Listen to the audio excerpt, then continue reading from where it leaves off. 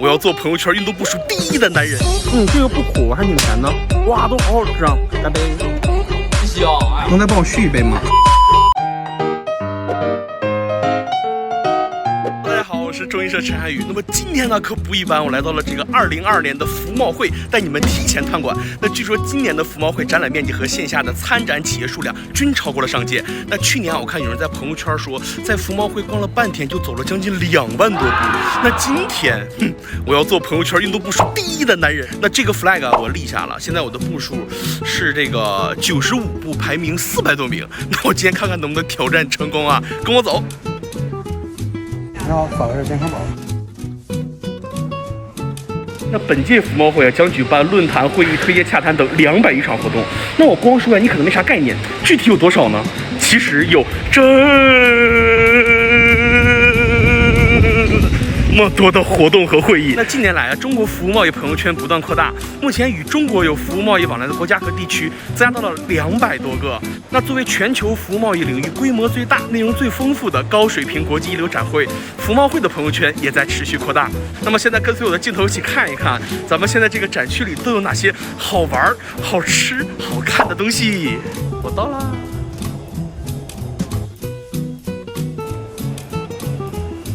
小心小心！欢迎来到 Intel 的展台，大家可以来体验一下我们3D 运动员跟踪系统，是今年在2022北京冬奥会开幕式上通过雪花和致敬人民2个节目做了具体的呈现。那我们把这个技术解决方案带到现场呢，大家也可以进去体验一下。小新你好，非常欢迎能够参观新东方的展厅。今年呢是新东方第4次参加服贸会，新东方主要展示了4大板块，包括我们新东方今年转型比较好的东方甄选。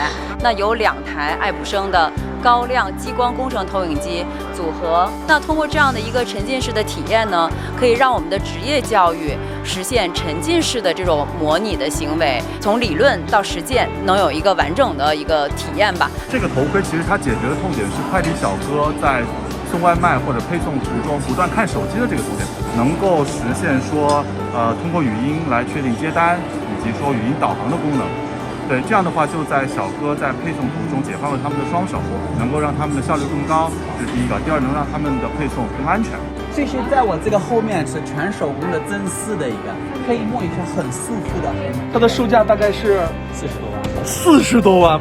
哦，它真的是特别的丝滑，感觉。对，就是丝嘛。我们就是在这个展会上，就是把最好的地盘就是展示出来，欢迎大家来我们巴基斯坦展厅。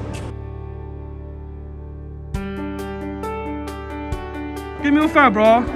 Give me man. Yeah. Take them.